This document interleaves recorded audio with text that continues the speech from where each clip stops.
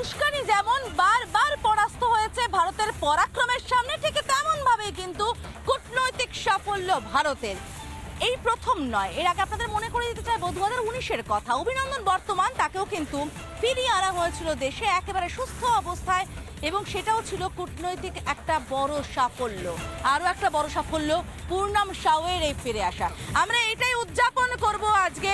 আজ হচ্ছেটা কিতে আমার সঙ্গে রয়েছেন প্রাক্তন নৌসেনা আধিকারিক বিমল কুমার চন্দ্র। বিমলবাবু, নিঃসন্দেহে বলা যায় যে এটা ভারতের একটা কূটনৈতিক সাফল্য, তাই তো? নিশ্চয়ই, কারণ হচ্ছে এই যে পাকিস্তান খুব ভালো মতো জানে যে আমাদের কোনো সোলজারকে, আমাদের কোনো মেম্বারকে যদি কোনোভাবে আটকে রাখে তাহলে তাদেরকে ছেড়ে দিতেই হবে।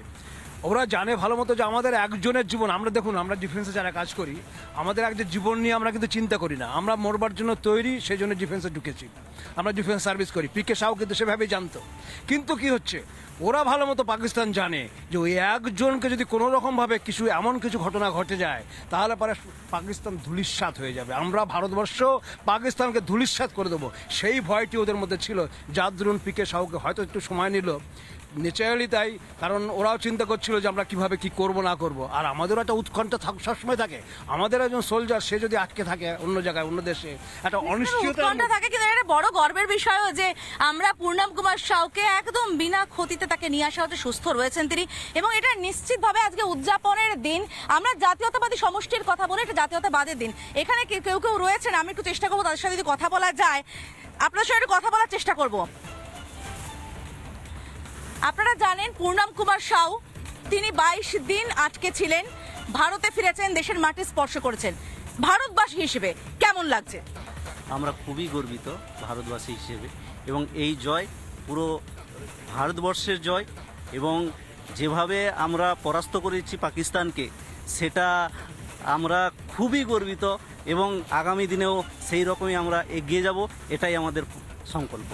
কি মনে হয়, সীমান্ত পার উস্কানি পরাস্ত হয়েছে, কূটনীতি পরাস্ত হয়েছে, পাকিস্তানের আর চোখ তুলে তাকাবার জায়গা আছে?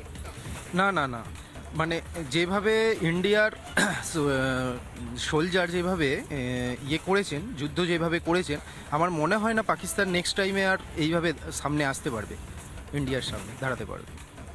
ধন্যবাদ আমাদের সঙ্গে কথা বলার জন্য। আমরা কথা বলছিলাম, ওনারা এখানেই ছিলেন, এই এলাকাতেই ছিলেন, এবং আমি আবারও চলে যাব বিমল বাবুর কাছে।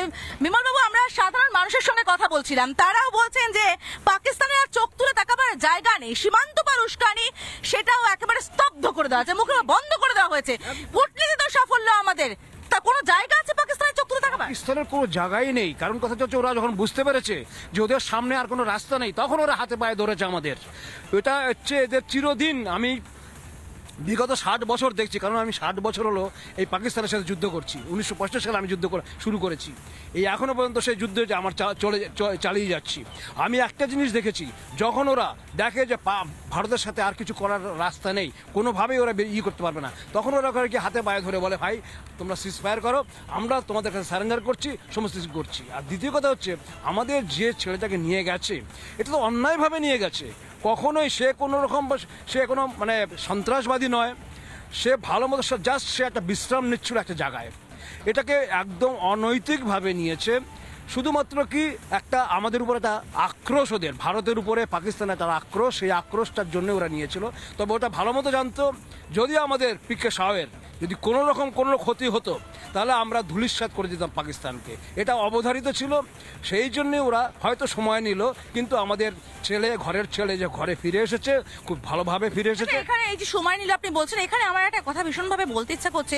পাকিস্তান প্রথম দিক থেকে ফ্ল্যাগ মিটিং এ রাজি হচ্ছিল না, আপনি যেরকমটা বলছিলেন একটু আগে, এবং সেখানে বেশ কিছু টানাপোড়েনের জায়গা তৈরি করার চেষ্টা করা হচ্ছিল জোর করে পাকিস্তানের পক্ষ থেকে। আমরা বারবার ফ্ল্যাগ মিটিং এর জন্য বলছিলাম, যখন পাকিস্তান দেখলো সীমান্ত পার উস্কানি দিয়ে তারা ব্যর্থ হলো, মুখের মতো জবাব পেল, একেবারে মুখের উপর জবাব বললো কম বলা হয়, পাকিস্তানের ঘরে ঢুকে সন্ত্রাসের ঘাঁটি নষ্ট করে দিয়ে আসা হচ্ছে, যে সন্ত্রাস আসলে পাকিস্তানের ডিএনএ তে বসে রয়েছে। তখন পাকিস্তান কি বুঝতে পারলো যে পিকে শাহের গায়ে আঁচড় দিলে কি ভয়ঙ্কর পরিণাম হতে পারে? নিশ্চয়ই ওরা সম্পূর্ণভাবে বুঝতে পেরেছে। ওরা তো প্রথমে ভেবেছিল যে পিকে শাহকে একজনকে করে নিয়ে, অপহরণ করে নিয়ে ওরা একটা বার্গেইন করবে, ওদের এটাই হচ্ছে ছিল বার্গেনিং করা। ওরা যখন দেখলো যে না, বার্গেনিং এর কোনো রাস্তা নেই, নেই, কোনোভাবেই ভারতের সাথে সেইভাবে বার্গেনিং করতে পারবে না। কারণ আমরা তো ডিফেন্সের লোক, সবাই ভালো মতো জানে ডিফেন্সের লোক আমরা মৃত্যুর জন্য ভয় পাই না। পিকে সাউ কোনোদিন মৃত্যুর জন্য ভয় পায়নি, পাবে না, কোনোদিন পেতে পারে না। আমরা সেভাবে তৈরি, আমাদের সেভাবে তৈরি করা হয়। সুতরাং নানা ধরনের কন্টেন্ট দেখার জন্য লাইক করুন, শেয়ার করুন আমাদের ফেসবুক পেজ, সাবস্ক্রাইব করুন আমাদের ইউটিউব চ্যানেল। পাশাপাশি অন্যান্য ব্রেকিং নিউজের জন্য অবশ্যই চোখ রাখুন রিপাবলিক বাংলায়।